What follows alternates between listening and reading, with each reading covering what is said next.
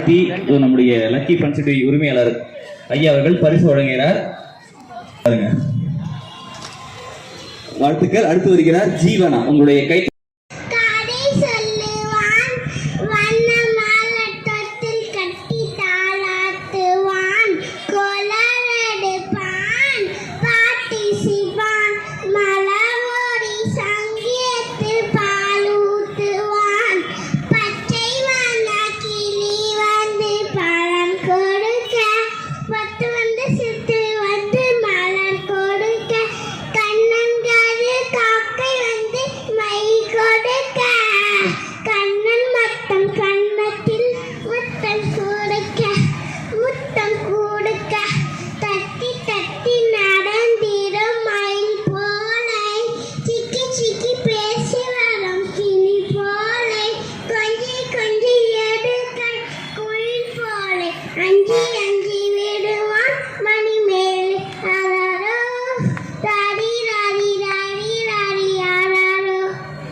குழந்தைங்க மேடைக்கு வந்தாலே குதூகலம் பிறக்க. அடுத்ததாக பிரகதி அவர்களை மேடை கண்டு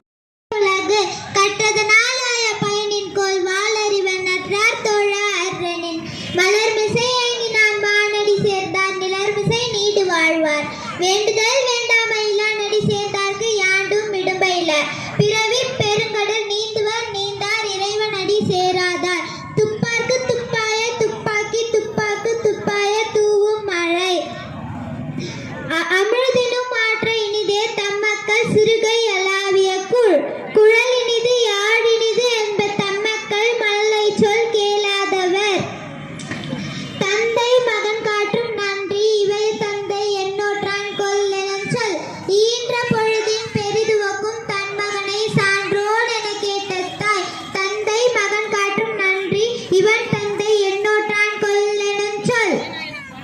வாழ்த்துக்கள். அடுத்து வருகிறார் சைந்தவி. ஒரே ஒரு திருக்குறள் அவங்க சொல்ல ஆசைப்படுறாங்க.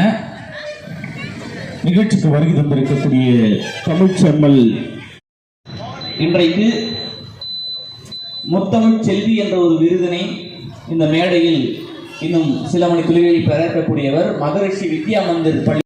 வருக வருக வருக என்று மனமாற வரவேற்று இதோ எம் வைஷ்ணவி. ஆதியிலே பிறந்த மொழி தென் பொதிகையிலே தவழ்ந்த மொழி முதற்கண் வணங்கி ஆன்றோரும் சான்றோரும் என்னை போன்றோரும் கூடியிருக்கும் இச்சபையினருக்கு வைஷ்ணவியின் முத்தான முதற்கண் வணக்கங்களை கூறி என் நூரைக்குள் நுழைகிறேன். கோழை என்னும் தலைப்பாகையை சுமந்து சிம்மாசனம் ஏறுவதை விட வீரம் என்னும் வெற்றியை சுமந்து உயிர் விடலாமடா. ஆம், வீரம் என்னும் வெற்றியை சுமந்து உயிர் விடலாமடா என்ற பொன்மொழிக்கேற்ப திகழ்ந்தவர் வேலு நாச்சியார். அவரை பற்றித்தான் நான் இப்போது பேசப் போகிறேன்.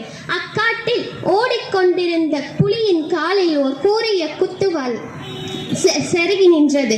காயமடைந்ததில் புலியின் வேகம் மட்டுப்பட தன் உயிரை காப்பாற்றிக் கொண்டது மான். புலியோ தத்திக்கொண்டே காட்டுகிறார் தன்னை. ஆனால் என் கண் முன்னே ஓர் உயிர் பாதிக்கப்படுவதை சகித்திருக்க முடியாது தந்தையே என்று கூறினார். இவரே பிற்காலத்தில் ஆங்கிலேயர்களை எதிர்த்து போரிட்ட முதல் பெண் வீராங்கனை வேலு நாச்சியார் ஆவார். இவர் ஜனவரி திங்கள் 3ஆம் நாள் 1730 செல்லமுத்து சேதுபதிக்கும் முத்தாத்தாள் தம்பதியருக்கும் ஒரே பெண் வாரிசாக பிறந்தார். தனக்கு நம்முடைய அகவி முதிர்ந்த தமிழறிஞர் பதவி கையும் காலும் தான் உதவி கடமைதான் நமக்கு பதவி செய்யும் தொழிலே தெய்வம் அந்த திறமைதான் நமது செல்வம் பயிரை வளர்த்தால் பல நாளும் அது உயிரை காக்கும் உணவாகும் வெயிலே நமக்கு விதையாகும் இந்த வியவைகள் எல்லாம் விதையாகும். உலகம் முழுவதும் இன்றைக்கு நம்ம பரப்ப வேண்டிய காலகட்டம். இந்த தமிழ் தான் உலகத்தினுடைய மூத்த மொழி, முன்னோடி மொழி, சிறந்த மொழி என்று காலகட்டமாக ஒவ்வொரு காலத்திலையும் நாம் நிரூபித்துக் கொண்டிருக்கிறோம். அந்த நிறுவனம் நிரூபித்துக் கொண்டிருப்பதற்கெல்லாம் ஒரு முத்தாயப்பாக இருப்பது நம்முடைய திருக்குறள். இந்த திருக்குறளில் ஐயன் வள்ளுவன் அவர்கள் எப்பொருள் யார் யார் கேட்பினும் அப்பொருள் மெய்ப்பொருள் காண்பது அறிவுன்னா, ஆளை பார்த்து நம்ம எடை போட்டுட முடியாது. ஐயா வந்தாங்க, அருமையான ஒரு பாட்டு பண்ணாங்க. யாராக இருந்தாலும் என்ன, அவன் உயர்ந்தவனாக இருந்தால் என்ன, தாழ்ந்தவனாக இருந்தால் என்ன, பணக்காரனாக இருந்தால் என்ன, ஏழையாக இருந்தால் என்ன, குழந்தைகளாக இருந்தால் என்ன, சொல்லக்கூடிய கருத்துக்கள் அது ஏற்புடையதான கருத்துக்களாக இருப்பீங்கயானால் யார் சொல்கிறார்களோ அதை பற்றி நமக்கு கவலை இல்லை. அந்த கருத்து சமுதாயத்துக்கு ஏற்றுக்கொள்ளக்கூடிய கருத்தாக இருக்குமேயானால் அதை நம்ம எடுத்துக்கொள்ள வேண்டும். இன்னும் எல்லாம் தொடர்ந்து 25 ஆண்டு காலம் திருவண்ணாமலை மாவட்டத்தில் தொகுத்து வழங்கியிருக்கிறார். தன்னுடைய பணிக்காலத்தில் வேலை, அதாவது பணி நிறைவு பெறுகிற போது 30,000 நாட்களுக்கு மேலாக அவருக்கு மருத்துவ விடுப்பு இருந்தது. தன்னுடைய பணிக்காலத்தில் தொடர்ந்து 6 வருடங்கள் 100% தேர்ச்சியை தந்தவர். அப்படி பெருமை மிக்க எங்களுடைய இங்க ஆசிரியர் அண்ணாதுரை அற்புதமாக பேசினார். நல்ல மனிதர், அவர்களையும் அன்புடன் வரவேற்று இங்க பாபு ராதாகிருஷ்ணன் சேவை செம்மல் அவர்களுக்கும் அமிர்தம் என்று வள்ளுவர் சொல்லியிருக்கிறார். இதான் அதனுடைய விளக்கம். ஏன் இதை நான் சொல்றேன்னா, நாட்டியம் என்றாலே ஒரு அற்புதம் தான். நாட்டியம் என்றாலே ஒரு அற்புதம். அதுவும் மழலையர் நாட்டியம் என்றால் பேரற்புதம், பேரற்புதம். நாட்டியத்துக்கே இங்க ஏன்னா சென்னை, கோயம்புத்தூர், கடலூர், தர்மபுரி, திண்டுக்கல், ஈரோடு, கள்ளக்குறிச்சி, காஞ்சிபுரம், கரூர், கிருஷ்ணகிரி, மதுரை, மயிலாடுதுறை பூண்டார் பெருமை பியங்கிற்றுள்ளது.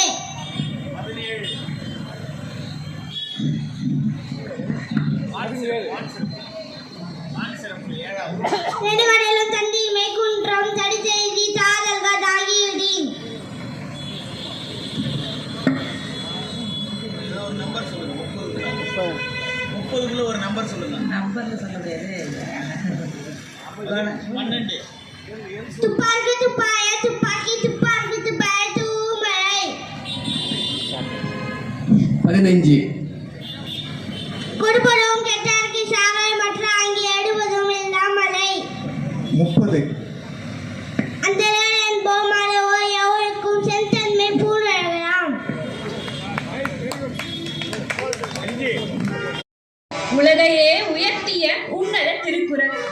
1000 நூல்கள் இருந்தாலும் ஐயன் வள்ளுவன் கூற அறம் கூறும் திருக்குறள் மட்டும் இன்னைக்கு பெருங்குறளா இருக்க காரணம், கடவுள், இனம், மனம் இத எதையுமே சாராம உலகமெங்கும் பொதுமறையா மட்டும் இல்லாம தனி மனிதருக்குரிய அறம், ஒழுக்கம், கல்வி, நட்பு போன்ற வாழ்வியலுக்க எல்லா நிலைக்கும் நடைமுறையோட வழிகாட்டினது மட்டும் இல்லாம பிறப்போர்க்கும் எல்லா உயிர்க்கும்னு சொல்லி சமூக ஏற்றத்தாழ்வை சுட்டெரித்து மனித இனத்தை காக்கிற ஒரு புரட்சி நூலா இருக்கிறது தான். அப்படிப்பட்ட அடுத்ததாக நிறைவு பேச்சாளர். அத்தகைய திருக்குறள் மொத்தமாக கூறுகின்ற திரண்ட கருத்து என்னவென்றால், மனிதனாக பிறந்த அனைவரும் மக்கட்பண்போடு வாழ வேண்டும் என்பதுதான். அத்தகைய பண்புகளில் ஒன்றுதான் சான்றாண்மை. சான்று என்பதற்கு சிறந்த என்கின்ற பொருள். ஆண் ஆண் தன்மை, பெண் பெண் தன்மை. ஆண்களை வீரத்திற்கும் பெண்களை அன்பிற்கும் வகைப்படுத்துவது உலக வழக்கு. ஆனால் ஆண்களுக்கு அன்பையும் சகிக்கும் தன்மையையும் கொடுத்தால்தான் அந்த ஆண்மை சான்றாண்மையாக மாறுகிறது. சான்றாண்மையை பற்றி பலர் பல கருத்துக்களை கூறியிருக்கிறார்கள். தோல் வயிற்று சாய்ந்த பின்னும் சான்றாண்மை குன்றாது என்பது அண்ணல் நல்லந்தாரின் கருத்தாகும். சான்றாண்மையை குறித்து பலர் கருத்து கூறியிருந்தாலும் திருக்குறளில் கூறியுள்ள கருத்து மிக சிறப்பு. திருக்குறளில் திருவள்ளுவர் கூறியுள்ள கருத்துக்களை பார்க்கும் பொழுது திருவள்ளுவர் தன்னுடைய நெஞ்சத்தில் சான்றாண்மையை எவ்வளவு உயரத்தில் வைத்திருக்கிறார் என்பது நமக்கு தெரிகிறது. அடுத்ததாக வாழ்த்துறை வழங்குவதற்காக திருக்குறள் தொண்டு மையத்தினுடைய அந்த செய்தி என்னவென்றால், இந்தியாவில் அதுவும் குறிப்பாக தமிழகத்தில் திருவண்ணாமலை என்கிற ஊர் இருக்கிறது. அந்த ஊர் திருக்குறள் நகரமாக மாறி இருக்கிறது என்று ஒரு கட்டுரை தொடங்குகிறது. நான் சொல்லுவது இந்து நாளிதழ். படித்ததுக்கு பிறகு என்ன நடக்குது அப்படின்னா, அவர் பேரை சொல்றாங்க. அவர் பெயர் குப்பன், இசைப்பாவலர் குப்பன். அவர் ஆசிரியர் பணியில் இத்தனை ஆண்டுகள் பணியாற்றி இருந்தார் என்று அந்த கட்டுரை முடிந்தது. அதற்கு பிறகு பல ஏடுகளில் வந்தது. அப்படி என்ன பணி செய்தார் என்று சொன்னால், இருவண்ண, அதுக்கு முன்னால் வரலாம் நம்முடைய புலவர் கோவிந்தசாமி என்கிற ஐயா ஒருத்தர் தான் முப்பாலகம் அப்படின்னு ஒரு திருக்குறள் சிறப்பாக செஞ்சிட்டு இருந்தார். நம்முடைய கண்ணன் ஐயா அவர்கள், டாக்டர் மருத்துவர் சுப்ராயன் ஐயா அவர்கள், நம்முடைய கேப்டன் சுவாமிநாதன் ஐயா அவர்கள், இவங்க எல்லாம் சேர்ந்து திருக்குறள் அமைப்புன்னு ஒன்று வச்சு நம்முடைய மாண்புமிகு முன்னாள் அமைச்சர் பாவுஷா அவர்களுடைய தலைமையிலே அந்த அமைப்பை நிறுவி ஆண்டுதோறும் ஜனவரி மாதத்தில் குடியரசு தின விழாவை முன்னிட்டு ஒரு 3 நாட்கள் தொடர்ந்து நிகழ்ச்சியை நடத்தி கொண்டிருந்தார்கள். ஆனால் அவர்களுடைய பணி அந்த 3 நாளில் எல்லா தமிழகத்தினுடைய தலை சிறந்த பேச்சாளர்களை அழைத்து அவர்கள் பேசுவதோடு அதோடு முடிஞ்சிடும். அந்த கூட்டம் கோவிலுக்குள் வராதவர்களுக்கு எப்படி திருக்குறள் போய் சேரும் என்கிற எண்ணத்தை பிரதிபலிப்பதற்காக குப்பன் ஐயா அவர்கள் என்ன செய்தார்கள் என்று சொன்னால், ஒவ்வொரு வணிக நிறுவனங்களையும் அணுகினார். இந்த வணிக நிறுவனத்துக்கு போய் உங்கள் கடைக்கு வெளியில் ஒரு திருக்குறள் எழுதலாமா அப்படின்னு கேட்டார். அவங்க கேட்குறதெல்லாம் அவங்க என்ன பிடிச்சிருக்கோ அந்த திருக்குறள் எழுதினாங்க. சில பேர் அவங்க வியாபாரம் பண்ணுற பொருள் பற்றி திருக்குறள் இருக்கா அப்படின்லாம் கூட கேட்டிருக்காங்க. காமராஜர் சிலை எதிரில் நடந்த நகைச்சுவை இது. அவர் பொறிக்கடை வச்சுருக்கார். காமராஜர் சிலைக்கு பக்கத்தில் ஒரு 3வது கடை. அவர் பொரியை பற்றி திருக்குறள் இருக்கான்னு கேட்டார். ஐயாவுக்கு ஒன்றும் புரியல. ஏன்னா அப்படி ஒரு குறளில் பொரியை பற்றி என்ன இருக்கும், அவர் பொறிக்கடை. இப்போ இந்த பம்பாயில் ஒருத்தர், அந்த கதை உங்களுக்கு ஜோக் நல்லா தெரியும். நான் ஏன் இழுக்கிறேன்னா அவர் வரவரில் நாங்கள் தான் பேசணும். அதனால தான் அதுக்காக அந்த பம்பாயில் ஒருத்தர் கூப்பிட்டு வந்திருந்தாங்க, ஒரு சீஃப் கெஸ்ட். 5 லட்சம் 10 லட்சம் தரவர். நாங்கள் அறிமுக உரை பேசலைங்க, நிகழ்ச்சி நடத்துறதே நான் தான். அதனால் நீங்கள் இது மாதிரிலாம் பேசாதீங்க. இல்லை இல்லை ஐயா, பேர் இருக்கிறவங்கள கூப்பிடுறோம். நீங்கள் பேர் போடலை உங்கள் பேர், அதனால 1 நிமிடத்தில் கூப்பிட்டாங்கன்றதுனால பேசக்கூடாது. இப்போ திருக்குறள் அந்த இடத்துல என்னன்னா, அந்த நகைச்சுவைக்காக சொல்கிறேன் நான். ஒருத்தர் ஒரு 5 லட்சம் தரவர், தமிழ் தெரியாதவர். ஆனால் அவருக்கு ஹிந்தி மட்டும்தான் தெரியும். வந்தவர் பம்பாயிலிருந்து வந்திருந்தார். ஒரு நிகழ்ச்சி நடந்துகிட்டு இருக்கு. அவர் பாடகர், பாட்டு நிகழ்ச்சி. முதல் பாடினார் திருச்செந்தூரில், அது கோவில் நிகழ்ச்சி. திருச்செந்தூரில் கடலோரத்தில் செந்தில்நாதன் அரசாங்கம்னு. அதே மாதிரி அடுத்த பாட்டு கேட்டார் பக்கத்துலேருந்து, என்னதுன்னு, திருச்செந்தூர் ஹோலி பிளேஸ், எங்கள் ஊரில் ஒரு ஊர் அப்படின்னு ஹிந்தியில் பக்கத்தில் இருந்தவர் டிரான்ஸ்லேட் பண்ணார். அடுத்த ஊர் பாடினார், மருதமலை மாமையிலே, அந்த மாதிரி பாடினார். இது என்னன்னு கேட்டார், அதுவும் ஒரு ஊர். ஓ, இவர் ஊரை பற்றி பாடுறவர் பொழுது அப்படின்ட்டு 1 லட்சம் ரூபாய் கட்டு எடுத்துகிட்டு போய் அந்த பாடகர்கிட்ட கொடுத்தாரு. அவருக்கு சாமி பாட்டை தவிர வேறு எதுவுமே தெரியாது. எங்கள் ஊர் பம்பாய், அதை பற்றி பாடு அப்படின்னு சொல்லிட்டாரு. இந்த பாடகருக்கு ஒன்றும் புரியல. இப்படியே வச்சு ஒரு பாட்டு பாடிடலாம் அப்படின்னு முடிவு பண்ணி, ஆடு பாம்பே அப்படிங்கிற ஒரு பாட்டு இருக்குல்ல, அதை ஆடு பாம்பேன்றது பதிலா ஆடு பாம்பே விளையாடு பாம்பே நாதர் முடி மேல் இருக்கும் நல்ல பாம்பே அப்படின்னு சமாளிச்சார்ல. அது மாதிரி குப்பனையா அங்க என்ன பண்ணாருன்னா, பொறின்னு இருக்கு சார்ன்ட்டாரு. எனக்கு ஒன்றும் புரியல, எங்க இருக்கு அப்படின்னு. அப்புறம் எழுதுறாரு, பொறியின்மை யாருக்கும் பழி அன்று இல்லையா, ஒரு திருக்குறள் அது. பொறியின்மை யாருக்கும் பழி அன்று. பொறினா இந்த இடத்துல ஐம்பொறிகள், அதை குறிக்கிறது. பொறியின்மை யாருக்கும் பழி என்றுங்கிற குறளை எழுதிட்டார். அவர் கேட்டார், இது பொறி பத்தி தானே? ஆமாம், பொறி பத்தி தான் சொல்லிட்டு வந்துட்டார். இது மாதிரி கிட்டத்தட்ட ஒரு 20க்கும் மேற்பட்ட பள்ளிகளில் இருவண்ண நிறத்தில் அழகாக திருக்குறளை எழுதியிருக்கிறார். எல்லா நிகழ்ச்சிகளிலும் கொஞ்சம் கூட யோசிக்கவே மாட்டார். மாதந்தோறும் பௌர்ணமி நாட்களில் திருக்குறளை முற்றோதல் செய்கிறார். மாதந்தோறும் முதல் நாளில் திருவள்ளுவர் வலம் வருகிறார். எந்த இடத்தில் நிகழ்ச்சி நடந்தாலும் தன்னுடைய உடலில் திருவள்ளுவர் வேடம் தாங்குகிறார். இன்றைக்கு கூட வேட்டவலம் அரசு ஆண்கள் மேல்நிலை பள்ளியில் திருவள்ளுவர் விழா நடைபெற்றது. அந்த விழாவிலும் தன்னுடைய பேரனும் பேத்தியும் கலந்து கொண்டார்கள். அந்த நிகழ்ச்சியில் ஐயா அவர்கள் திருவள்ளுவர் வேடம் தாங்கியிருந்தார். எனவே இவ்வளவு சிறப்புமிக்க ஒரு மனிதரை, திருக்குறளோடு தன் வாழ்க்கையை அமைத்துக் கொண்ட மனிதரை பாராட்டுவதில் நாங்கள் பெருமைப்படுகிறோம். அந்த மனிதரை இப்பொழுது அழைத்து உங்கள் முன்பாக ஒரு சில வார்த்தைகள் பேசுமாறு அழைத்து மகிழ்கிறேன். அகர முதல எழுத்தெல்லாம் ஆதி பகவன் முதற்றே உலகு. எம்பெருமான் வள்ளுவர் பெருந்தகையின் திருவடிகளை வணங்கி பெருமதிப்பிற்குரிய இந்த விழாவுக்கு சிறப்பு தலைமையை வகித்திருக்கிற ஐயா வள்ளல் சிற்றரசு அவர்களே, ஐயா முன்னாள் சட்டமன்ற உறுப்பினர் மதிப்பிற்குரிய ஐயா விஜயகுமார் அவர்களே, ஆசிரியர் சங்க மாநில தலைவர் ஐயா அண்ணாதுரை அவர்களே, இந்த விழாவிற்கு அடிநாதமாக விளங்குகின்ற அம்மா தமிழ்ச்செல்வி கமலக்கண்ணன் அவர்களே, அன்பான சான்றோர்களே, உங்களை எல்லாம் இந்த மாலை வேளையிலே வணங்குவதில் நான் பெருமகிழ்ச்சி கொள்கிறேன். வள்ளுவன் குரலே வாழ்வு செய்நூலாம் அறம்பொருள் இன்பம் அவன் தந்த பாலாம். வள்ளுவன் குரலே வாழ்வு செய்நூலாம் அறம்பொருள் இன்பம் அவன் தந்த பாலாம். நூல்கள் யாவினா குரலே மேலா நன்மை தருவது அது அன்றியேதாம்.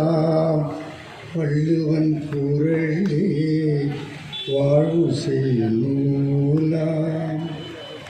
எம்பெருமான் வள்ளுவரின் திருவடிகளை மீண்டும் ஒரு முறை வணங்கி, சான்றோர் பெருமக்களே, அன்பு தம்பி வேலாயுதன் என்னை அளவுக்கு மீறி புகழ்ந்திருக்கிறார்.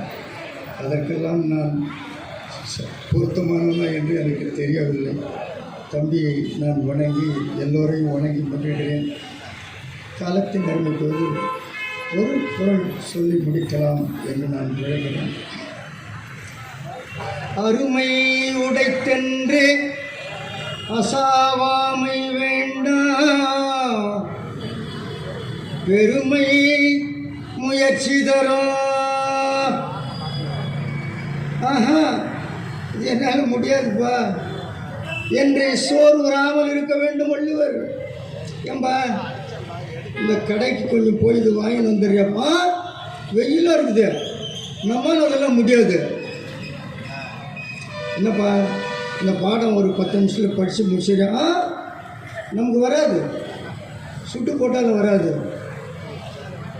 அப்படி சொல்லாத வள்ளுவர். இது என்னால் முடியாது என்று சொல்லாத. அதை தான் நெப்போலியன் கூட சொன்னான். The word impossible is not found in my dictionary. இல்லை, என்னால் முடியாது என்கிற சொல்லே என் அகராதியில் இல்லை. நெப்போலியன் எங்கே தான் வந்த? நம்ம வள்ளுவர்கிட்ட தான் வந்தான். அவர் தான் சொன்னார் முதல்ல, அருமை உடைத்தென்று அசாவாமை வேண்டும், பெருமை முயற்சி தரும். ஆக அப்போ எப்படி தாங்க அது எப்படி முடியுன்றீங்க? முயற்சி செய், முயற்சி செய். முயற்சி செஞ்சால் முடியும். நானும் முயற்சி பண்ணுங்க, ஒன்றும் முடியல, அது இல்லைடா முயற்சி. அப்போ எது முயற்சி? அந்த எடுத்துக்கொண்ட பொருள் முடியும் வரை நீ முயற்சி செய்து கொண்டே இருக்க வேண்டாம். முயற்சி பண்ணால் முடியல, அது அல்ல. ஆக அதைத்தான் இந்த குறட்பா நமக்கு சொல்லுகிறது. ஆடு கோடாகி அதரிடை நின்றதும் கால் கொண்ட கண்ணே களிறு அணைக்கும் கந்தாகும். வாழ்தலும் அன்ன தகைத்தே ஒருவன் தான் தாழ்வின்றி தன்னை செய்யும் நாலடியார். என்ன வள்ளுவர் சொன்னாரா அதைத்தான் நாலடியாரும் சொல்லுகிறார். ஒரு சின்ன செடி காற்றுல இப்படி அப்படியே அசைகிற மாதிரி இருக்கு. ஆனால் அதே செடி ஒரு 10 வருஷம் கழித்து பார்த்தீங்கன்னா பெரிய மரமாகி வைரம் வாய்ந்திருக்கும். இப்படி அப்படி ஆடிட்டு இருந்த அந்த செடியாக இருந்தது, கொடியாக இருந்தது.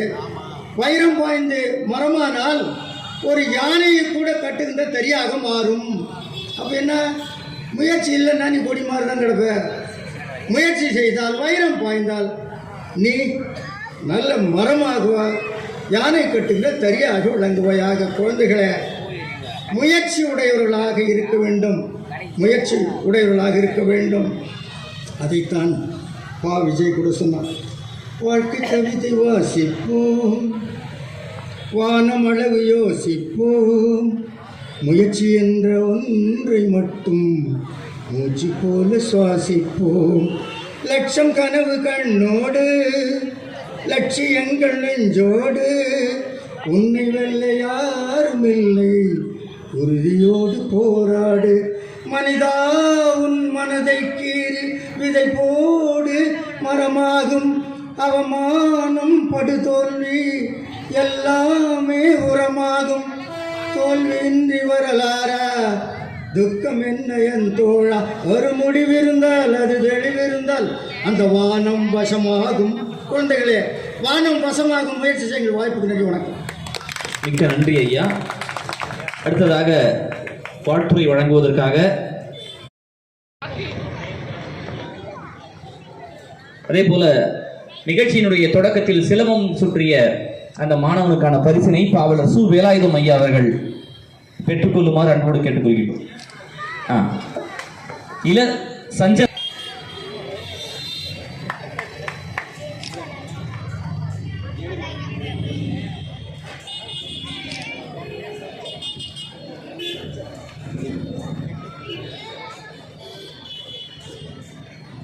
மாணவத்தின் திசை காட்டி புலவர் வாசுதேவன் ஐயாவுடைய வாழ்த்துறை தொடர். காதொளிரும் குண்டலமும் கைக்கு வளையாமதியும் கருணை மார்பின் மீதொலி சிந்தாமணியும் மெல்லிடையில் மேகலையும் சிலம்பார் இன்ப போதொளி பூந்தாளினையும் ஒளியச் சூடி நீதி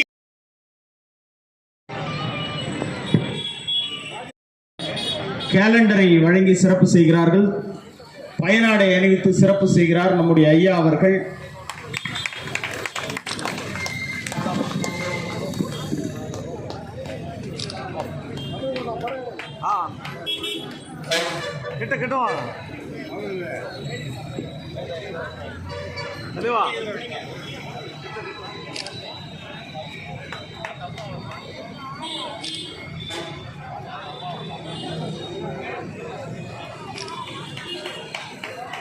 கைதட்டுங்க. ரெண்டு நன்மை இருக்கு. ஒன்று ரத்த ஓட்டம் நல்லா ஓடும், இன்னொன்று நடுவில் கொசு வந்தா அதுவும் போகும். ஆண்களுக்கு சொட்டை விழாது, பெண்களுக்கு முடி நல்லா வளரும். ரத்த ஓட்டம் மாதிரி பேச்சாளர்களுக்கு இந்த தலைப்பினை அருணை இலக்கிய வட்டம் ஒரு 25 தலைப்பினை தேர்வு செய்து அதிலே மிக திறனாய்வு நோக்கோடு பேசக்கூடிய, அதே சமயத்தில் எளிமையாக உணர்த்த ஒரு 4 வரி கவிதை சொல்லட்டுமா? 4 வரி தான் சொல்லுங்க. சொல்லட்டுமா நடுவர் அவர்களே? பணக்காரர்கள் ஃபேஷனுக்காக காத்திருக்க, ஏழைகள் ரேஷனுக்காக காத்திருக்க, இளைஞர்கள் ஃபியூச்சருக்காக காத்திருக்க, முதியோர்கள் பென்ஷனுக்காக காத்திருக்க, இந்த இரவு நேர பணியிலும் என்னுடைய தமிழுக்காக காத்திருக்கும் உங்கள் அத்துணை பேருக்கும் என்னுடைய அன்பு கலந்த தமிழ் வணக்கத்தை தெரிவித்துக் கொள்கின்றேன். நடுவர் உங்களுக்கு எதுனா சொல்லணுமா? எனக்கம்மா? ஆமா, தீர்ப்பு சொன்னா கொஞ்சம் நல்லா இருக்கும். தீர்ப்பு எங்க பக்கம் சொல்லட்டுங்களா? சொல்லுமா. அடிச்சு பெஞ்சா மழை, அசையாம நின்னா சிலை, மீன் பிடிக்க வேணும் மலை, எங்க பட்டிமன்றத்துக்கே நீங்க தான் தலை. நடுவர் அவர்களே, திருக்குறள் கூறும் அறம் பொருள் இன்பம் சாத்தியமா சவாலா, இதுதானே தலைப்பு. இதுக்கு எதுக்கு எதிரணியில 4 பேர் பேச வந்திருக்காங்க. அது ஒருத்தர் பாருங்க, கோட்டு ஷூட் வர போட்டு வந்திருக்காரு, கலரா. எதுக்கு 4 பேர் பேச வந்திருக்காங்க?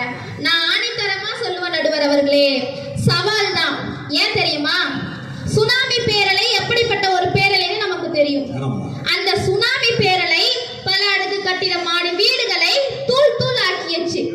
அந்த சுனாமி பேரலை பல மீனவ குப்பங்களை எல்லாம் புரட்டி போட்டுச்சு. அதே சுனாமி பேரலை பல அடுக்கு கட்டிட மாடி வீடுகளை தூள் தூள் ஆக்கியச்சு. அந்த ஆர்வத்தில் எங்கள் ஐயன் வள்ளுவனுடைய சிலை மீது மோத பார்த்தது, மோதி விட்டது. ஆனால் எங்கள் ஐயன் வள்ளுவனுடைய கால்களை மட்டும்தான் கழுவ முடிந்ததே தவிர எங்கள் ஐயன் வள்ளுவனை சாய்க்க முடியவில்லை. நடுவர் அவர்களே, நான் யோசிச்சு பார்த்தேன், ஏன் எல்லாம் விழுந்தது, திருவள்ளுவர் மட்டும் நின்று கொண்டிருக்கிறார் என்று. அதன் பிறகுதான் எனக்கு புரிஞ்சது, நிற்க அதற்கு தகன்னு சொன்னவரே அவர் தானே. அதனாலதான் நடுவர் அவர்களே அவர் இன்றும் நின்று கொண்டிருக்காரு. ஆனா அவர் நின்று கொண்டிருக்காரு. ஆனா அவர் படி இன்னைக்கு நம்ம நடந்து கொண்டிருக்கிறோமா அப்படின்னு பார்த்தோம்னா அது பெரிய கேள்விக்குறிதான் நடுவர் அவர்களே. இன்றைக்கு இருக்கக்கூடிய மனுஷங்க கிட்ட எங்க நடுவர் அவர்களே மனித நேயம் இருக்கு? ஒரு காக்காக்கு அடிபட்டுச்சுன்னா ஒட்டுமொத்த காக்கா ஒண்ணு சேரும் ஒரு காக்காவை காப்பாத்துறதுக்காக. ஒரு நாய்க்கு அடிபட்டுச்சுன்னா கூட ஒட்டுமொத்த நாயும் ஒண்ணு சேரும் ஒரு நாயை காப்பாத்துறதுக்காக. ஒரு குரங்குக்கு அடிபட்டுச்சுன்னா கூட ஒட்டுமொத்த குரங்கும் ஒண்ணு சேரும் ஒரு குரங்கை காப்பாத்துறதுக்காக. ஆனா ஒரு மனுஷனுக்கு அடிபட்டுச்சுன்னா ஒட்டுமொத்த மனுஷங்களும் ஒண்ணு சேருவாங்க. எதுக்கு தெரியுமா? அத போட்டோ புடிச்சு லைக்குக்காகவும் ஷேருக்காகவும் ஃபேஸ்புக்லயும் வாட்ஸ்அப்லயும் ஷேர் பண்றதுக்குன்னு சொன்னா மனித நேயம் எங்க நடுவர் அவர்களே இருக்கு? அப்ப எப்படி அறம் இருக்கு? நிச்சயமா இது சவாலா தான் நடுவர் அவர்களே இருக்கு. இன்னைக்கு லைஃபுக்காக வாழ்ற இளைஞர்களை விட அடிப்பட்டு கீழே வந்தான், ரத்தம் கொட்டோன்னு கொட்டிச்சு. உடனே அதை பார்த்தவன் என்ன பண்ண, போய் ஒரு சோடா வாங்கிடுவாங்க, முகத்தில் தெளித்து அவரை குடிக்க வைக்கலாம், கொஞ்சம் அப்படி ஈஸியாக கொஞ்சம் நல்லா இருக்கும் அப்படின்னு சொல்லிட்டு உடம்பு நல்லது. ஏன்னா ரத்தம் போட்டு மயக்கம் வரும்ல, வாங்கிட்டு வந்து கொடுத்த சோடா தெளிச்சு இவன் குடிச்சு விட்டான். பாருங்க, என்னங்க ஏன் நீங்கள் அது அடிபட்டவனுக்கு கொடுக்காம நீங்கள் குடிச்சிங்க, இன்னைக்கு எனக்கு ரத்தத்தெலாம் பார்த்தா மயக்கம் வரும். ஆனால் முதல்ல நான் குடிச்சிட்டு அப்புறமா இப்போ இருக்கிற மனிதனையே அப்படிதான் நடுவர் அவர்கள் இருக்கு.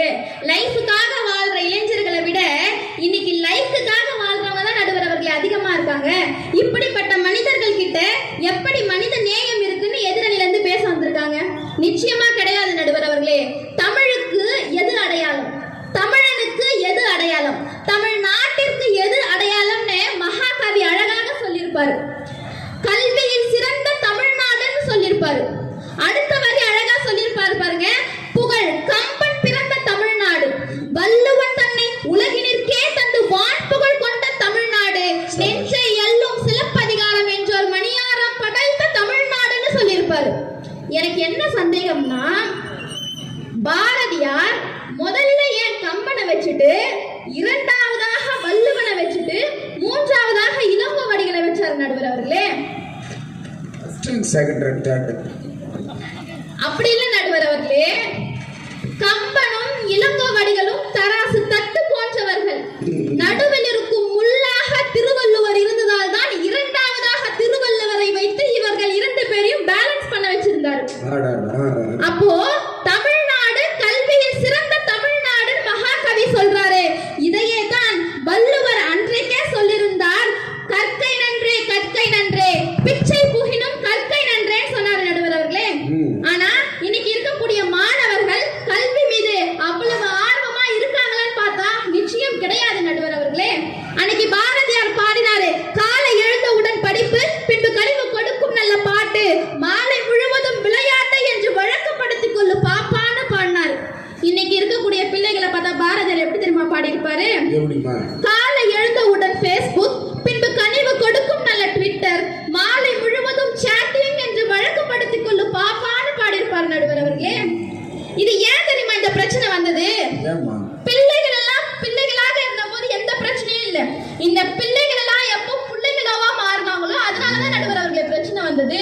அதனால திருக்குறள் கூறும் அறம் பொருள் இன்பம் நிச்சயம் இந்த காலத்திற்கு சவால் சவால் சவால் என்று கூறி விடைபெறுகின்றேன். நன்றி, வணக்கம். வாழ்த்துக்கள்.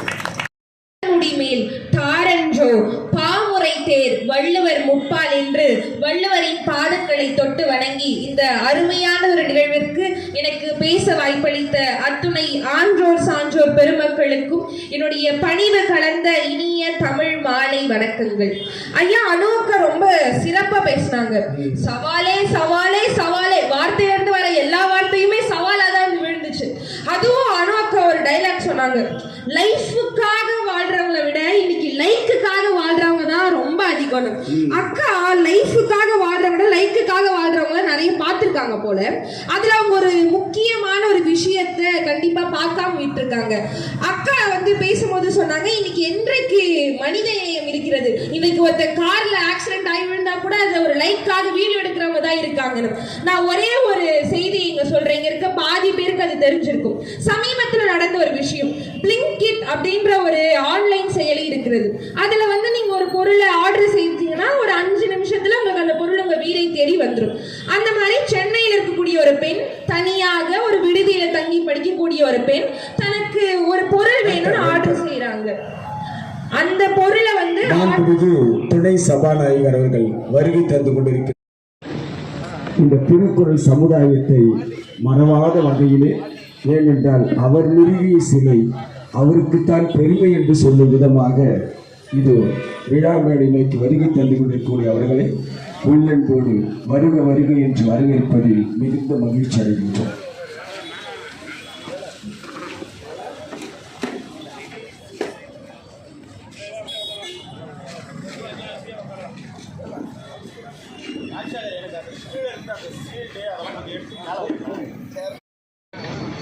நிகழ்ச்சிக்கு வருகை தந்து மீண்டும் ஒரு முறை நெஞ்சார்ந்த வாழ்த்துக்களோடு ஐயா அவர்களை அழைத்து மகிழ்கிறோம். எல்லாத்தையும் எடுத்து மேலே வச்சிருங்க. அங்க இருக்கிற அந்த கேலண்டர், நம்முடைய முதலாவதாக வாழ்த்துறை வழங்குவதற்காக நம்முடைய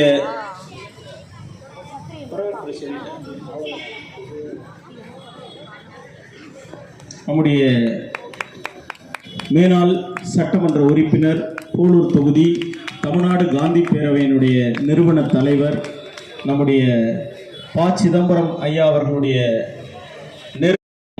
தமிழ்ச்செல்வி கமலக்கண்ணன் அவர்களுக்கும் இணைந்து வழங்குகிறார்கள்.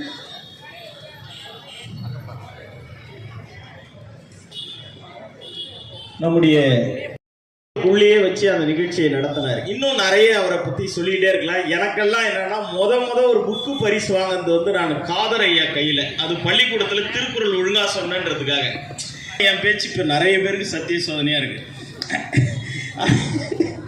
இப்போ அண்ணன் தான் முத கொடுத்தவர். அவருக்கு மேடையில் தான் பேசுறோம், பெரிய கோயில் முன்னால. அந்த புத்தகம் தான் முத வாங்கின புத்தகம். இன்னும் எனக்கு பசுமையான நினைவுகள் ஏராளம் வருகிறது. நல்லவர்களிலே வல்லவர்களிலே தூய்மை என்று சொன்னால் வேறு வழி இல்லாமல் உயர்ந்திருக்கிறார். அந்த அளவிற்கு தன்னுடைய வாழ்க்கையிலே ஒரு நல்ல பாதையை அமைத்துக் கொண்டு அந்த வழியிலே இந்த திருவண்ணாமலை நகரமே எப்போ எழுதப்பட்டது, யாரால் எழுதப்பட்டது, எதுவுமே தெரியாது, ஆதாரம் இல்லை. ஆனால் இந்த திருக்குறளுக்கு 10ஆம் நூற்றாண்டிலே மடக்குறவர் பொருள் எழுதியிருக்கிறார். அதற்கு பிறகு இன்றைக்கு வரை ஒரு 800 புலவர்களுக்கு மேலே அதற்கு விளக்க உரை எழுதியிருக்கிறார். அதிலே நானும் ஒருவர். நான் இதை எதற்காக சொல்கிறேன் என்று சொன்னால், ஒரு காலத்தால் அழியாத காவியமாக மனித சமுதாயத்திற்கு, அவர்கள் எங்கிருந்தாலும் சரி, இந்த பூமிக்கு மட்டுமல்ல, நாளைக்கு சந்திரனிலே, செவ்வாயிலே, வியாழனிலே நாம் குடியேறினாலும் கூட அங்கெல்லாம் கூட வாழுகின்ற மனித இனத்திற்கு வழிகாட்டியாக விளங்குவதுதான் திருக்குறள். அதனால்தான் தமிழ்நாட்டில் தமிழ் அறிஞர்களும் பெருந்தலைவர் காமராஜ் அவர்களும் மூதறிஞர் ராஜாஜி அவர்களும் தந்தை பெரியார் அவர்களும் உறுதுணையோடு தலைவர் கலைஞர் அவர்கள்தான் இந்த திருக்குறளுக்கு ஒரு முழு வடிவம் கொடுத்தார். திருவள்ளுவனுக்கு ஒரு உருவம் கொடுத்தார். திருவள்ளுவனை தேரிலே, கல் தேரிலே அமர வைத்திருக்கிறார். திருவள்ளுவனை 133 அடி உயரத்திலே கடலிலே வங்க கடலிலே இந்திய பெருங்கடலிலே அராபிக் கடல் 3 கடலும் சங்கமிக்கின்ற கடலிலே கன்னியாகுமரியிலே அமைத்திருக்கிறார். இந்த செயல் என்பது ஏற்கனவே ஈரான் சூரிய கடவுளுக்கு செலவு வச்சாங்க. ஒருவர் வாழ வைக்கிறார். இதுக்கு நான் சொல்றதுக்கு காரணம் ஒரு மிகையா இருக்கிற மாதிரி உங்களுக்கு தோணும். எப்படி இவருக்கு தெரியும் அப்படின்னா, நீங்க திருக்குறள் சொல்லுதல் போன்ற அருமையான கருத்துக்களுடன் கூடிய நிகழ்ச்சிகள் நடைபெற்றது, பட்டிமன்றம் நடைபெற்றது. இதற்கு உறுதுணையாக அருணை இலக்கிய வட்டம் பேச்சருவி நிறுவனர் தலைவர் ஐயா சபரி ஐயா அவர்களாலும் அவருடைய நிர்வாகிகளாலும் இது செய்ய. கேப்டன் ஐயாவுடைய மகன் தமிழக அரசு விருது பெற்ற தமிழ்ச்செம்மல் விருது பெற்ற தமிழ்ச்செல்வி கமலக்கண்ணன் அவர்களும் மிகச்சிறப்பாக வச்சு தூய்மை பணி பண்ண இந்த நகரத்தில் 22 ட்ரைசைக்கிள் அதுக்கு ஆள் போட்டு அப்படியே தெருவுக்கு போனால் வீட்டுக்கெல்லாம் போனால் 50 பைசா கேட்டிருப்போம். ஏன் நகராட்சி தான் இப்போ வரி கொடுக்குறோம், உங்களுக்கு 50 பைசா கொடுக்குமான்னு கேட்டாங்க.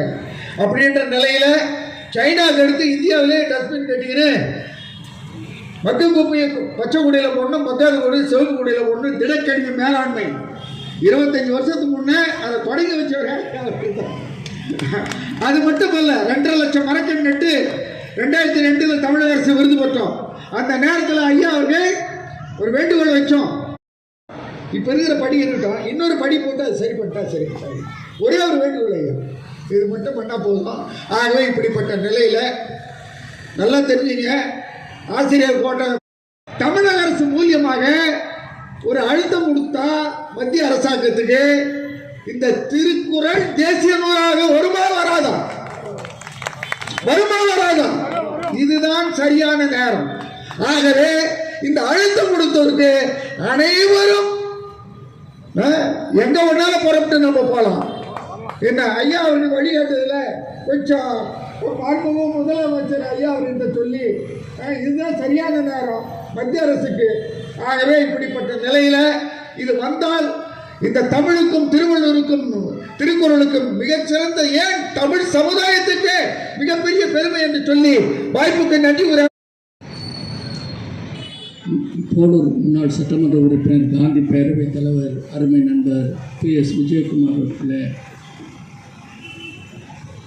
இதில் பரிசு பெற இருக்கக்கூடிய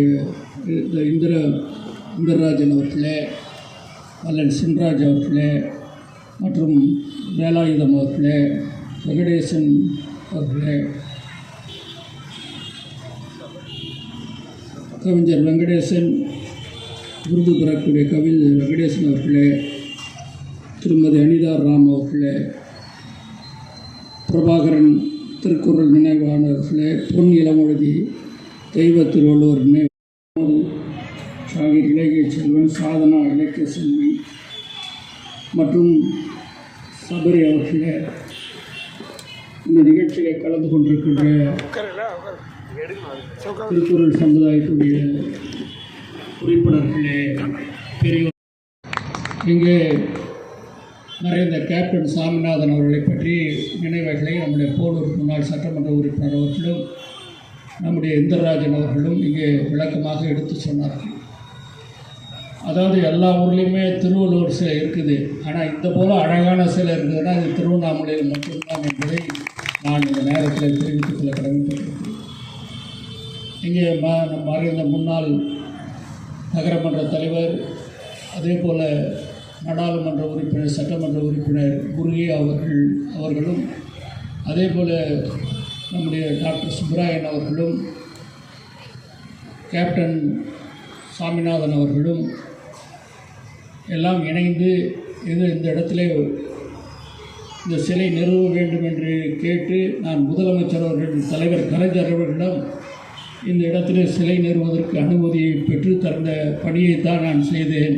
அவர்களெல்லாம் இந்த சிலை அமைப்பதற்கு மிக சிரமப்பட்டு சிறப்பாக இந்த சிலையை அமைத்தார்கள்.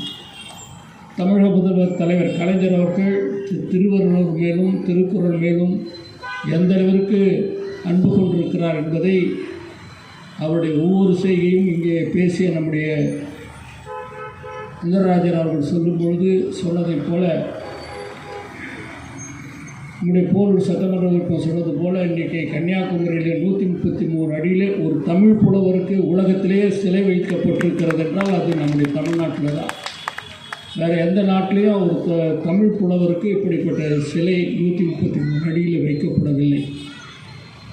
அப்படிப்பட்ட ஒரு சிலை நிறுவி சுனாமி வந்தபோது கூட அது பாதிக்கப்படாமல் இருந்தது என்றால் அது எந்த அளவிற்கு சிறப்பாக நம்முடைய கலைஞர் அவர்கள், அந்த கணபதி ஸ்தபதி அவர்கள் அதை சிறப்பாக அமைத்ததால் தான் அந்த சுனாமி அலைகள் கூட அதை ஒன்றும் செய்ய முடியாத நிலை இருந்தது என்பதை நம்ம எண்ணி பார்க்கணும். அதே போல் பார்த்திங்கன்னா தமிழக முதல்வர் தளபதி மு.க. ஸ்டாலின் அவர்கள் இப்பொழுது நம்ம வள்ளுவர் கோட்டை நம்ம தலைவர் கலைஞர் தான் கட்டினார். ஆனால் திறக்கிறதுக்கு முன்னே எமர்ஜென்சியை கொண்டு வந்துட்டாங்க, திறக்க முடியல. அவர் வெளியே தான் இருந்தார். அப்போ வேற வச்சு திறந்துட்டாங்க. ஆனால் இன்றைக்கு அந்த வள்ளுவர் கோட்டத்தை சிறப்பாக அமைத்து நம்முடைய முதலமைச்சர் தளபதி மு.க. ஸ்டாலின் அவர்கள் இன்றைக்கு திறந்து வைத்து, இன்றைக்கு அதிலே கூட அவர் திருவள்ளுவர் விருதுகளை எல்லாம் அங்கே வழங்கியிருக்கிறார் என்றால், அப்படி தலைவர் கலைஞருடைய எண்ணங்களை நம்முடைய தளபதி மு.க. ஸ்டாலின் அவர்கள் சிறப்பாக நிறைவேற்றுகிறார் என்பதற்கு இதைவிட எடுத்துக்காட்டுகள் வேறு எதுவும் இருக்க முடியாது. ஆகவே திருக்குறளுடைய வளர்ச்சிக்கும் திருவள்ளுவருடைய இந்த சிலைகள் அமைப்பதற்கும் என்றைக்கும் நம்முடைய தலைவர் தமிழக முதல்வர் என்றைக்கும் உறுதுணையாக இருப்பார். இந்திரராஜன் அவர்கள் இங்கே பேசும்போது தமிழ் ஆர்வலர்களுடைய கருத்துக்களை எல்லாம் சொல்லியிருக்கிறார்கள். அவைகளை எல்லாம் நான் அவருடைய கவனத்துக்கு கொண்டு செல்வேன். நம்முடைய அண்ணாதுரை அவர்கள் எல்லாம் இந்த இதில் இணைந்திருக்கிறார்கள். இப்படி பல்வேறு வகையிலே நம்முடைய பகுதியிலே இருக்கக்கூடிய அனைவரும் இந்த திருக்குறள் நெறிபரப்பு மையத்திற்கு நம்முடைய கேப்டன் சாமிநாதன் வழியில் தொடர்ந்து 44 வருஷம் ஒரு நிகழ்ச்சி நடத்துறதுன்னா சாதாரணம் இல்லை. ஏன்னா 1 வருஷம் 2 வருஷம் நடத்தினாலே அந்த நிகழ்ச்சி அடுத்து நடத்த முடியாது. ஆனால் 44 வருஷம் இதை தொடர்ந்து நடத்துகிறாங்கன்னா அவங்களுடைய சொந்த பணத்தெல்லாம் போட்டு இதை சிறப்பாக செய்திருக்கின்ற கமலக்கண்ணன் அவர்களுக்கும், தமிழ்ச்செல்வி கமலக்கண்ணன் அவர்களுக்கும், ஒத்துழைத்த அத்துணை நல்ல உள்ளங்களுக்கும் என்னுடைய நெஞ்சாத நன்றியை தெரிவித்து, இதில் விருது பெறுகின்ற விருதாளர்களை எல்லாம் நான் மனதார நெஞ்சார பாராட்டி தொடர்ந்து இந்த நிகழ்ச்சி சிறப்பாக நடைபெற வேண்டும் என்று வாழ்த்தி விடைபெறுகின்றேன். தமிழ் திரு அனிதா ராம் அவர்களுக்கு கல்வி செம்மல் என்கிற விருதை வழங்கி சிறப்பு பயனாடையினை நம்முடைய ஐயா அவர்கள். ஒரே ஒரு நிமிஷம். அனிதாராம் வந்து முதல்வர் இருக்காங்க. 1971 அவங்க தாத்தா பாட்டி வீட்டில் தான் நான் டிகிரி படித்தேன். அவர்கள் சேவை நாயகன் என்கிற விருதினை பெறுகிறார்கள். ஐயா அவர்களுக்கு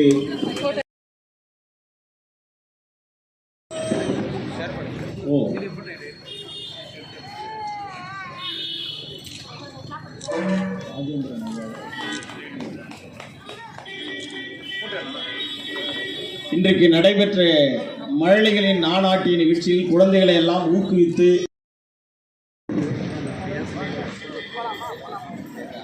மிகச்சிறந்த கவிஞர் தன்னுடைய மகள்களை ஒருவரை மருத்துவராக்கி மேடைக்கு அர்ப்பணித்த அர வெங்கடேசன் ஐயா அவர்கள் கவிஞாயிறு என்கிற விருதினை பெறுகிறார்கள்.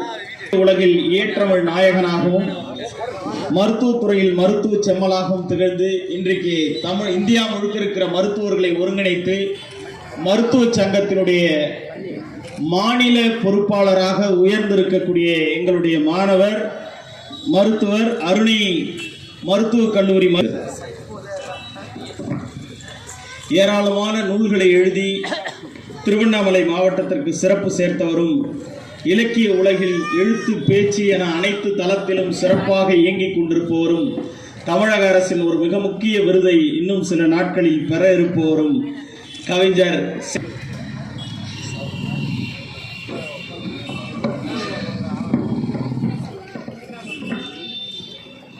திருக்குறள் தொண்டினை தொடர்ந்து செய்து ஐயன் திருவள்ளுவர் திருக்குறளை நாளும் தன் வீட்டில் எழுதி வருபவரும் தொண்டு புரியக்கூடிய திரு சா பிரபாகரன் அவர்களுக்கு திருக்குறள் நினைவாளர் என்கிற விருது வழங்கி சிறப்பு செய்யப்படுகிறது. அவர் வீட்டில் தினமும் குழந்தைகள் செல்லுகிற 330 அருங்குறளையும் வாசித்துக் கொண்டிருக்கிற அருமை தம்பி அவர்களுக்கு இப்பொழுது திருக்குறள் விருது வழங்கி சிறப்பு செய்யப்படுகிறது. நீங்கள் அந்த பேச்சை கேட்டிருப்பீர்கள். நம்முடைய மகரிஷி பள்ளியினுடைய பட்டிமன்ற பேச்சாளர், அவங்க எப்படி பேசுவாங்கன்னு பாருங்க. அவர்களுக்கு மகரிஷி பள்ளியினுடைய மாணவி தன்னுடைய தலைமை ஆசிரியரும் விருது பெறுகிறார், மாணவியும் விருது பெறுவது எவ்வளவு பெரிய மகிழ்ச்சி என்பதை உணர்ந்து அவரை வாழ்த்து. பேச்சறிவி கு சபரி அவர்களுக்கு, அவரை தொடர்ந்து சொல்லின் செல்வி அனு அவர்கள், சஞ்சனா அவர்கள், முத்தமிழன் சையத் அஜித், தமிழ் திரு ராஜசேகர் அவர்கள்,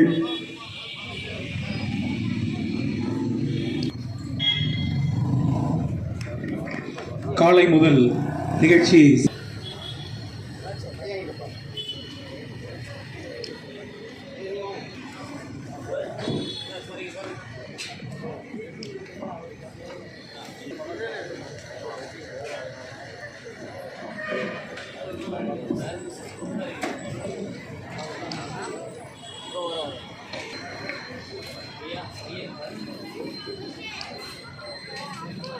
மதத்திலும் உறுதியாக இருந்து அவர் விட்டு சென்ற பணிகளை தொடர்ந்து பயணித்துக் கொண்டிருக்கக்கூடிய ராமச்சந்திரன் ஐயா அவர்களை மேடைக்கு வருமாறு அன்புடன் விருதாளர்கள் சார்பாக எழுத்தாளர், பேச்சாளர், கவிஞர், ஏராளமான நூல்களுக்கு சொந்தக்காரர், இனிமையாக பேசக்கூடியவர் திரு ராஜேந்திரன் ஐயா அவர்கள் 2 நிமிடங்கள் தன்னுடைய ஏற்புரையை அனைவரின் சார்பாக ஆற்றுமாறு விக்னேஷ் அவர்கள்.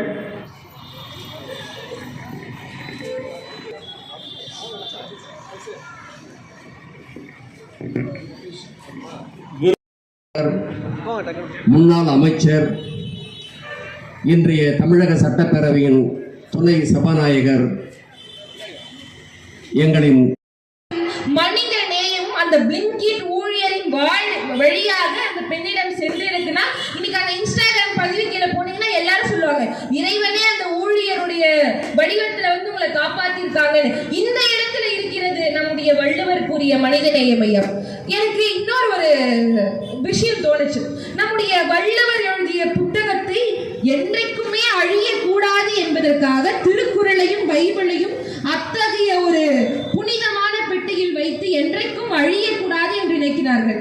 அது ஒரு சாத்தியமே இல்லாத விஷயமா இருந்தா அது எதுக்கு நம்ம பாதுகாக்கணும்? அது சாதிக்கப்பட வேண்டிய சாத்தியமான விஷயம் என்பதால் தான் அது இன்றைக்கும் பல்வேறு மொழிகளிலும் பல்வேறு வெளிநாட்டவர்களால் பல்வேறு கருத்துக்களை கொண்டு நம்முடைய பல்வேறு மொழிகளால் நம்முடைய திருக்குறள் இன்றும் வாழ்ந்து கொண்டிருக்கிறது. இத்தகைய விழாவை ஏன் நடக்கிறது? திருக்குறள் நமக்கு அத்தகைய கருத்துக்களை கூறுகிறது. அந்த திருக்குறளை நாம் அனைவரும் கற்றாராய்ந்து நம்முடைய வாழ்க்கையில் பல்வேறு நலன்களையும் பெறணும்ன்றதாங்க ஐயா. சவால்னா எல்லாருக்குமே வாழ்க்கையில சவால்கள் இருக்கும். ஆமா, திருக்குறளை படிச்சு கற்க கசடர் கற்பவை கற்றப்பின் நிற்க அதற்கு தகன் கிளாஸ்ல வாதியார் நடத்தினா என்னத்தங்க படிச்சு நிக்கிறதுன்னு தோணும். ஆனா நீங்க கலாம் ஐயாவை எடுத்துக்கோங்க, ஊக்கமுடைமை என்ற அதிகாரம் தான் தனக்கு பிடிச்ச அதிகாரம் சொல்வார். அதற்கு அவர் ஒரு காரணமும் சொல்வார். நான் பல்வேறு மாணவர்களை ஊக்கம் அடைவித்து அந்த பல்வேறு மாணவர்களும் தன்னுடைய வாழ்க்கையில் பல்வேறு வெற்றிகளை அடைந்தார்கள் என்கிட்ட சொல்லுவாங்க. அதே போல் என் ஆசிரியர் கொடுத்த ஊக்கம், என் நண்பர் கொடுத்த ஊக்கத்தில் தான் நான் இன்றைக்கு இருக்கிறேன்னு சொல்லிட்டு அப்படி ஃபர்ஸ்ட் பார்க்கறப்ப அது சவாலா தான் தெரியும். ஆனால் அதை போக போக நம்முடைய வாழ்க்கையில் எடுத்துக்கொண்டு போகும்போது திருவள்ளுவர் இயற்றிய அத்துணை குறள்களுமே நம் வாழ்க்கையில் சாத்தியமான விஷயங்களே என்று கூறி வாய்ப்பளித்த அனைவருக்கும் கூட குறளுக்காக ஒரு விவாத களத்தில் நீதிபதியாக பொறுப்பேற்று எங்கள் அணிக்கு நல்ல ஒரு தீர்ப்பை வழங்குவதற்காக காத்திருக்கக்கூடிய நடுவர், அருணை இலக்கிய வட்டத்தினுடைய தலைவர் பேச்சருவி சபரி ஐயாவுடைய பொற்கமல பாதங்களை பணிவன்போடு வணங்கி மகிழ்ந்து 44 ஆண்டுகளாக திருவள்ளுவருக்கு விழாவை எடுக்கக்கூடிய திருக்குறள் சமுதாயத்தை சார்ந்த தமிழ்ச்செல்வி அம்மா அவர்களுக்கும் கமலக்கண்ணன் ஐயா அவர்களுக்கும் இவர்களுக்கெல்லாம் பிள்ளையார் சொல்லி போட்ட கேப்டன் சுவாமிநாதன் ஐயாவுடைய பொற்கமல பாதங்களை பணிவன்போடு வணங்கி மகிழ்ந்து குற்றமோ எதுவுமே இருக்கக்கூடாது அப்படின்றார். ஆனால் இன்னைக்கு இருக்கக்கூடிய பூரா பயிலங்களும் இன்க்ளூடிங் மீ எல்லாருமே அறம் சார்ந்த வாழ்க்கையை நோக்கி நம்ம பயணிக்கிறோமா அப்படின்னு கேட்டா, ஒரு நாளைக்கு ஒரு புள்ளி விவரம் சொல்லுதுங்கய்யா, ஒரு நாளைக்கு மனிதன் சராசரியாக 60,000 சிந்தனைகளை சிந்திக்கிறான்னு சொல்றாங்க. சராசரியாக. ஆமா, இந்த 60,000 சிந்தனைகள்ல நேர்மறையான சிந்தனைகள், எதிர்மறையான சிந்தனைகள் பிரிச்சோம்னா, நேர்மறையான சிந்தனையை காட்டிலும் எதிர்மறையான சிந்தனை தான் அதிகம். இதற்கு காரணம் இன்றைக்கு இருக்கக்கூடிய தொலைக்காட்சிகள். அப்போ எப்படி பொருளீட்ட வேண்டும் அந்த கேள்விக்கும் வள்ளுவர் பதில் சொன்னாரு. எப்படி பொருளீட்டணும்? அருளோடும் அன்போடும் வாரா பொருளாக்கும் உள்ளானது அப்படின்றார் வள்ளுவர். பிரச்சனை அப்படி இல்லைங்க, கரெக்டாக பண்ணோட டிவியை முடிச்சு பார்த்துக்கிறாங்க அப்படின்னு. அந்த அளவு பிரச்சனை எல்லாம் ஏன் போகணும்? நம்ம திருக்குறள் சாத்தியமா இல்லையா? திருக்குறளை படித்தா சாத்தியமாக இருக்கும்.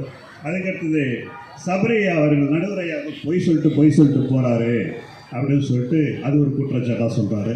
என்ன பொய் சொன்னார்? எதுக்கு பொய் சொன்னார்? பொய் சொல்லிட்டு எங்கே போனார்? தமிழ் பணிக்கு போனார். தமிழ் பணிக்கு தானே போனார். அப்போ திருவள்ளுவரே சொல்லிக்கிறார், நல்லதுக்கு சும்மா லைட்டாக பொய் சொல்லலாம். அந்த லைட் பொய் தான் அதை நம்ம லைட். இன்னொரு விஷயம், இது ஒரு சூழ்நிலையில் ஒன்றில் நடுவர் அவர்களே ஒரு 2 நாட்களுக்கு முன்பாக போகி பண்டிகை எல்லோரும் கொண்டாடி கொண்டிருக்கிறார்கள். அந்த பீச் ரோட்டில் 23 வயது ஒரு இளைஞர் தன்னுடைய நண்பரோடு சென்று கொண்டிருக்கிறார். அந்த வாகன விபத்து ஏற்பட்டு இறந்து போய்விட்டார். அவங்க வீட்டுக்கு யார் இருக்க முடியும்? அவர் உடன் சென்ற ஒருவர் காயம் பட்டிருக்கிறார். என்ன ஆனாலும் எனக்கு தெரியல. அவர் சொல்கிறாரு, இன்றைய சூழலில் எல்லாம் சாத்தியம் அப்படின்னு சொன்னார். விக்கி எங்கேயோ காணாமல் போயிட்டார் பாருங்க. பேசி முடிச்சுட்டு அதுக்கு எதிர்ப்பு தெரிவிப்பாங்கன்னு அவர் பாட்டு போயிட்டார். நண்பர்கள் அதுதான் சவால்னு நாங்கள் சொல்கிறோம். அடுத்ததாக இல்லை, என் அணியில் நிறைய பேசினாங்க. இப்போ இங்கே அமர்ந்திருக்கக்கூடிய பேச்சாளர்களே, எதிரில் விதைகளாக அமர்ந்திருக்கக்கூடிய சுவைஞர்களே, உங்கள் அனைவருக்கும் என்னுடைய இரவு வணக்கம். நான் ஒரு கேள்வி கேட்குறேன். இங்கே 2 பேர் வந்தாங்க ஐயா.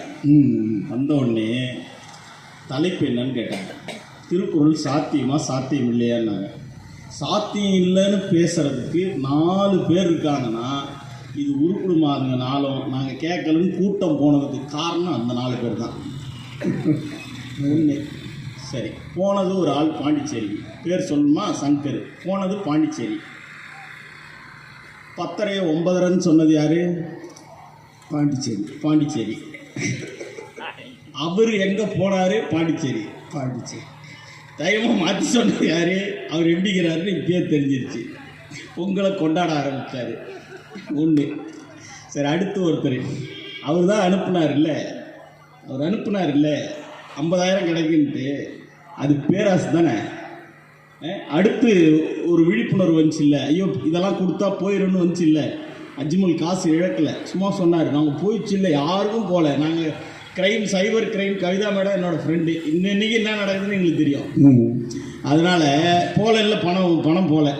அப்படிதானே? போகலைங்கிறது விழிப்புணர்வு வந்துச்சு இல்லை, அதான் வள்ளுவோம். இது அந்த நேரத்தில் வந்தது இல்லையா, அந்த விழிப்புணர்வு கொடுக்கறது தான் வள்ளுவோம். அடுத்து ராஜசேகர் எங்கள் வீட்டுக்கு வந்தார். வர்றதுக்கு முன்னால் நான் சொன்னேன், ஐயா தமிழர் பண்பாட்டின்படி இயற்கை உணவு எங்கள் வீட்டில் இருக்குதுன்னு சொன்னேன். ஆனால் என்னென்ன எப்போ பாரு அதே கொடுக்குறீங்க. ஒரு ஆடு அடித்து கோழி அடித்து ஒரு தம்பி வந்தால் செய்யணும்னு சொல்லிட்டு சொன்னது அவர் இல்லையா. அடுத்து அதிலே திருக்குறள் இருக்குது, நீ சாப்பிட்லன்னா கறி கடைக்காரி நாளைக்கு திறந்துருவாங்க பாரு அப்படிங்கிறாங்கல்ல.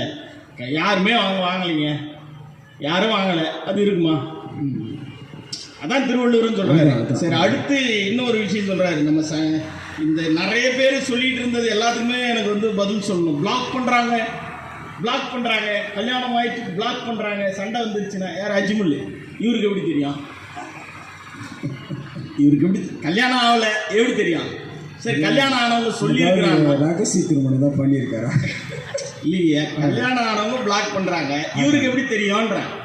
அப்போ பிளாக் பண்ணுறத ஒருத்தவங்க கிட்ட சொல்லியிருந்தாங்கன்னா அவனை பிளாக் பண்ணக்கூடாது, அவனை மொத்தமாகவே பண்ணணும் இல்லையா. வீட்டில் நடக்கிற ஒரு விஷயத்தை எடுத்துன்னு இன்னொருத்தன்ட்ட சொல்கிறான்னா அவன் எவ்வளோ பெரிய கேவலமானவனாக இருப்பான். அவனை பிளாக் பண்ணி தானே ஆகணும். 2 காரணம். ஒன்று பிளாக் பண்ணுறாங்கிறது தப்பு, அப்படி பண்ணவே உங்களுக்கு தெரியாது, கட்டாயம் பண்ணுறாங்கங்கிறது உங்களுக்கு தெரியக்கூடாது, தெரிஞ்சிருக்கோ முடியாது, வாய்ப்பே இல்லை. இப்போ கல்யாணம் ஆனவங்க தானே பிளாக் பண்ணுறாங்க, இவரு கல்யாணம் ஆகலை. அப்படி பண்ணுறத ஒருத்தர் வந்து சொல்கிறான்னா அவன் எவ்வளோ ஒரு கேவலமான இருப்பான், அவனை பிளாக் தானே பண்ணான். உண்மைதான். இல்லையா? இப்போ நாங்கள் என்ன கேட்க வரோன்னு, நீங்கள் எல்லாருமே என்னென்னா ஒரு ஹாஸ்பிட்டல் இருக்குன்னு வச்சுக்கலாம். இப்போ சங்கர் பிறந்தப்போ ஒரு விஷயம் இருக்குது, அந்த விஷயம் உங்களுக்கு தெரியாம மற்றவங்களாம் தெரியாது. சங்கர் பிறந்தப்போ இவங்க மகரிஷி வித்யாமந்திர் அம்மாவுக்கு எல்லாருக்கும் தெரியும். இது என்னன்னா சாத்தியம்ங்கிறது என்ன தெரியுமா, அப்படியே பர்ஃபெக்டா நடந்துரும் அப்படின்னு கிடையாது. வாய்ப்பு இருக்கு, அதான் அதுக்கு அர்த்தம். வாய்ப்பு இருக்கு, வாய்ப்பு இல்லை. வாய்ப்பு இருக்குன்னா என்ன அர்த்தம், 70 இருந்து 99 வரையிலும் தான், 100 கிடையவே கிடையாது. சாத்தியம் இருக்கு. ஒரு பிறந்தப்போ பிரச்சனை மூலையில் இல்லையா, கொஞ்சம் குறைவா இருக்குது அப்படின்னா சாத்தியம் இருக்கு, நிறைய படிக்க வைங்க, தமிழ் படிக்க வைங்க அப்படின்னு படிக்க வச்சாங்க. படிக்க வச்ச பிறகு அதுக்கு தான் கல்வின்னு ஒரு அதிகாரம். ஒரு அதிகாரம் சொன்னாவே பேச மாட்டேன்னு சொல்லிட்டாரு. இவர் பேசாமல் இருக்கிறதுக்கு ஒரு காரணம் தெரிந்தார். அதுக்கப்புறம் அவங்க அப்பா ரொம்ப பெரிய பணக்காரெல்லாம் இல்லை, சாதாரண ஏழை குடும்பத்தில் பிறந்தவர். கல்வி தான் அவருக்கு சொத்தாக இருந்துச்சு. இன்னைக்கு வரல, அந்த கல்வியை வச்சு தான் அவர் வாழ்ந்துருக்கார். அப்போ அது எந்த இடத்துல அந்த கல்விங்கிற அதிகாரம் அவருக்கு பயன்படாமல் போச்சுன்னு ஒரு வரி சொன்னார்னா நான் ஏற்றுக்கிறேன். அவர் சொன்னேன், அப்போ கல்விங்கிற அதிகாரம் ஒரு அதிகாரம் சொல்லுங்க, கல்வி சொல்லியாச்சு. நாளையிலேருந்து எங்கேயாவது பேசுனேன் அவ்வளோதான், எல்லா உண்மையும் சொல்லிவிடுவேன் இல்லையா. அந்த டாக்டர் சொன்ன விஷயம் இருக்குல்ல, சாத்தியம் அப்படின்னு சொன்னார். இவருக்கு பிறந்த உடனே இவருக்கு மூளை வளர்றதுக்கு வாய்ப்பு இருக்கா அப்படின்னு கேட்டாங்க. சாத்தியம் இல்லை. நீங்கள் என்ன கேட்குறீங்கன்னா, ஒரு ஆட்டோ டிரைவர் மேலே கஞ்சா கேஸ் போடுறாங்க. அது கேட்குறாரு, நான் எதுவும் தப்பு பண்ணலீங்களேன்ட்டு. அவர் கேட்குறாரு, என்னன்னு, கண்ணகி நகரில் இருந்தால் அப்படி தாங்க போடுவோம் அப்படிங்கிறாங்க. கண்ணகி நகரில் இருந்தால் நாங்கள் அப்படி தான் போடுவோம். அவர் போய் சொல்கிறாரு, இல்லைங்க நான் ரொம்ப நல்லவன், எனக்கு ஒரு பொண்ணு இருக்குது அப்படின்றாங்க. அந்த பொண்ணாக இருந்தால் நான் அது மட்டும் பண்ணாதா அப்படி இப்படின்ட்டு 2-3 பேரை கூப்பிட்டு போயிடுறாங்க. அந்த பொண்ணு சொல்லுது, எங்கள் அப்பா எவ்வளோ தூய்மையானவர்னு நீங்கள் ஒரு நாள் நம்புவீங்கன்னு. அந்த பொண்ணு பேர் கார்த்திகா. அந்த பொண்ணு ஜெயிச்சு தங்க மெடல் வாங்கிட்டு வந்துட்டு நிற்குது. அந்த பொண்ணு சொல்லுது, ஊழையும் உப்பக்கம் காண்பர் உழைவின்றி தாழாது உணற்றுபவர் என்கிற திருக்குறளில் சொல்லி முடிக்கிறார். 10 கோடி மரங்கள், 65,000 காடுகள், தமிழ்நாட்டில் ஒரு தனி IAS ஆஃபீஸர் உருவாக்கியிருக்கிறார். இந்த காலகட்டத்தில் அவங்கள கூப்பிட்டு மாலத்தீவு மத்திய அரசு விருது கொடுக்கிறது. வானின்றி உலகம் வழங்கி வருதலால் தான் அமிர்தம் என்று உணரார் பாட்டு என்று வள்ளுவர் சொன்னதை மிக முக்கியமாக உணர்ந்து கொண்ட ஒரு IAS அதிகாரி சுப்ரியா சாஹு என்கிற பெண்மணிக்கு விருது தருகிறார். நம்முடைய முதலமைச்சர் அவர்கள் கடந்த வாரத்தில் ஒரு நிகழ்ச்சியை நடத்தினார்கள். அந்த நிகழ்ச்சியிலே சாதனை பெண்கள் என்கிற தமிழ்நாட்டினுடைய நான் முதல்வன் மூலமாக யார் யாரெல்லாம் வெற்றி பெற்றார்கள் என்கிற செய்தியை சொன்னார். அதிலே ஒரு பழங்குடியின பெண், அவள் பட்ட துன்பங்களை எல்லாம் சொல்லி கடைசியில் ஒன்று சொல்வார், இன்றைக்கு நான் ஒரு IPS அதிகாரியாக நிற்கிறேன் என்று சொல்லி சல்யூட் அடித்தார். அந்த பெண்ணை பார்த்து முதலமைச்சர் சொன்னார், இதுதான் எங்களின் வெற்றி, இதுதான் திராவிட மாடல் என்று சொன்னார். அது என்ன வேணாலும் இருக்கவிட்டும், நான் சொல்கிறேன், கல்வியால் ஒருவர் உலகத்தின் எந்த மூலைக்கு வேண்டுமானாலும் வெற்றி பெற முடியும். இது சாதாரண விஷயம். நீங்கள் எந்த பெண்ணாவது பார்த்து பாருங்கள். வீட்டில் இருக்கிறாங்கன்னு வச்சுங்களேன், இப்போ ராஜசேகர் சார் ஊருக்கு போயிட்டாருன்னு வச்சுங்களேன், எங்கள் பாப்பா என்ன தான் பண்ணோம், வீட்டில் இருக்கிறதே புதுசாக ஃப்ரெஷ்ஷாக சூடாக எதுவும் செஞ்சுலாம் சாப்பிட மாட்டாங்க. போயிட்டாங்க, சந்தோஷமாக சாப்பிடலாம் அப்படிலாம் கிடையாது. காலையில் வச்சு இட்லியே கொஞ்சம் அப்படியே சட்னி வச்சு மதியானம் சாப்பிடுவாங்க, நைட்டு அதே உப்புமா வாக்கி சாப்பிடுவாங்க. செய்யறதே ராஜசேகரா. சரி, அதுவும் கூட அன்புதாங்க ஐயா. கூடிய ஒரு செயலையும் நம்முடைய செயல்பாடாக கருதி தன்னுடைய இல்லத்தில் ஏற்பட்டால் அது எப்படி இருக்குமோ அதுபோல பிறருடைய இல்லத்தில் ஏற்படக்கூடிய அந்த சங்கடங்களை எல்லாம் தீர்த்து வைக்கக்கூடிய ஒப்புயர்வற்ற ஆற்றல் வாய்ந்த பேச்சாளர், இலக்கிய சுடரால் அண்ணா அண்ணா என்று அழைக்கப்பட்ட நல்ல உள்ளத்துக்கு சொந்தக்காரர். அடிக்கடி சொல்வார், அண்ணன் வரட்டும் அப்படின்னு சொல்லுவார். அந்த அளவிற்கு நல்ல உள்ளத்திற்கு சொந்தக்காரர். இந்த காலத்தில் மனிதநேய மாண்பு தான் தேவை.